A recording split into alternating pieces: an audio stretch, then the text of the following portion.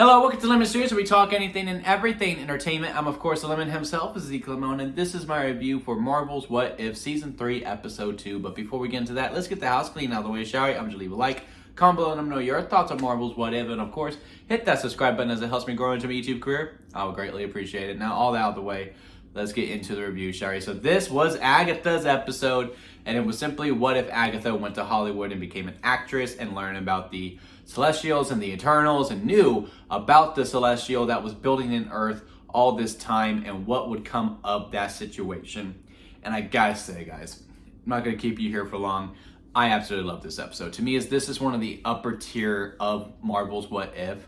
I can see a lot of people not liking it, but I really don't care. To me, this is up there with the Doctor Strange episode in season 1. That's how much fun I had with it, because it just embraced the what if scenario.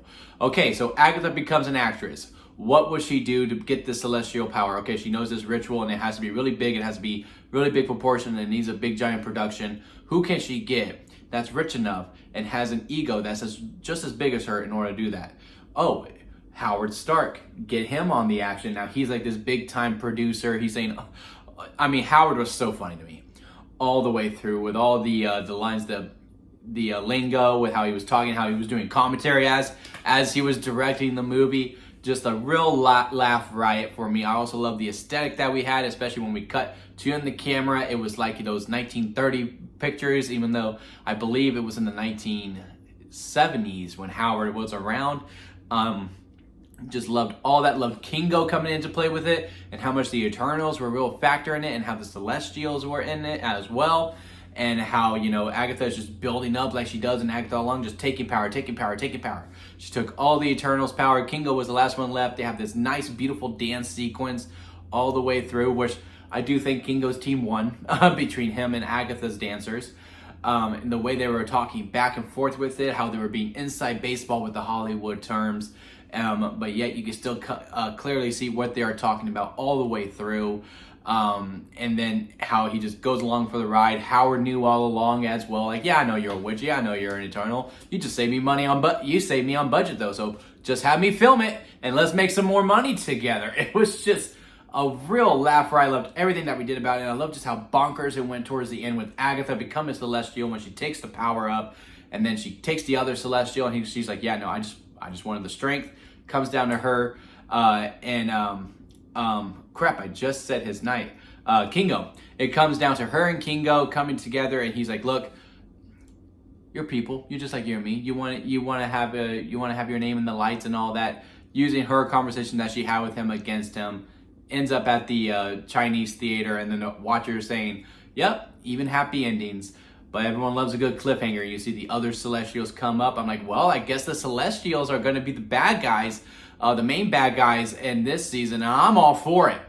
I'm all for more Kingo and more Agatha in this land too, because again, this world is just so interesting. Because at the end, where Howard's like, yeah, no, we're not going to do weapons anymore. We are just doing movies, and that's the business that we're going to do. So what would become of Tony without being any of the weapons? Would he still become Iron Man? Would they just become props from it? Does he create Iron Man as a movie character and then he goes that way?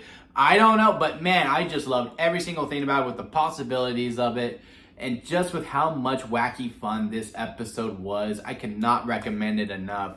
Look, What If is not for everyone, and I'm not by no means saying watch every episode to get to this one to see what I'm talking about. No, you can watch every episode for the most part, and you know, you can still... and you just watch that one by itself, and you know, and it's a fun ride. But man, this just hit me on a lot of levels. And you know, I also really liked how Eternals got some love, because like the movie came out and Kevin Feige was really confident in it, and audiences just didn't react to it that well, nor did critics. I like the Eternals, and I was curious to see more of them moving forward.